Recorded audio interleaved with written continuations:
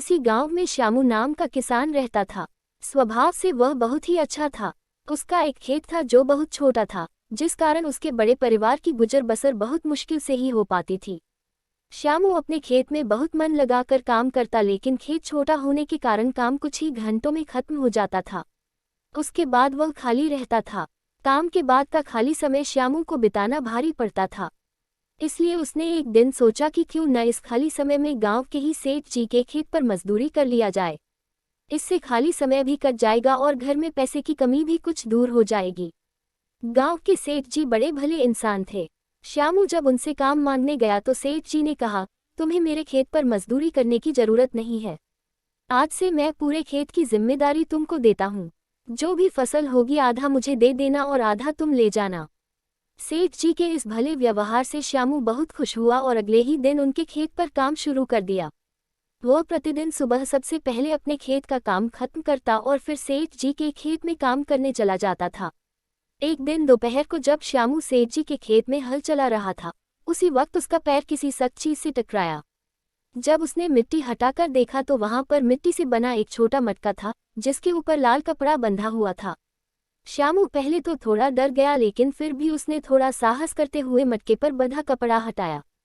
जैसे ही उसने मटके के अंदर देखा, उसके आश्चर्य का ठिकाना न रहा। उसमें सोने के कई आभूषण थे। श्यामू को अब समझ ही नहीं आ रहा था कि वह इन कीमती आभूषणों क्या करे। एक और वह सोचता, इसे किसी सुनार को बेचकर अपने घर की पैसे की कमी हमेशा के लिए खत्म कर देता हूँ। वही दूसरे ही पल सोचना कि यह जमीन सेठ जी की है, ये उन्हें ही सौंपना उचित होगा। काफी देर तक उलझन में पड़े रहने के बाद वह अंत में सेठ जी के घर ही गया। उसने सेठ जी को सारी कहानी बताकर मटका उन्हीं के सामने रख दिया। मिट्टी का वह मटका देखकर सेठ जी उसे पहचान गए और बोले, ये मेरी दादी के आभूषण हैं। मैं कई वर्षों से इसे खोजने की कोशिश कर रहा था। मुझे पता नहीं था कि ये कहाँ गड़े हुए हैं। इन्हें अचानक खोजकर तुमने बहुत बड़ा उपकार किया है। तुम्हें इस काम के लिए कोई बड़ा इनाम तो मिलना ही चाहिए। सेठ जी, मुझे आपने अपने खेत पर काम दिया, यही बहुत है। अब मुझे कोई इनाम नहीं चाहिए। श्यामू ने सेठ जी से हाथ जोड़कर आग्रह किया। फिर सेठ जी ने कहा, श्यामू, मैं जानता हूँ तुम बहुत मेहनती और ईमानदार हो, लेकिन इनाम तो तुम्हें स्वीकार करना ही होगा। सेठ जी थोड़ी देर रुके और फिर कहा, मेरे जिस खेत पर तुम काम कर रहे हो, आज से वह तुम्हारा है।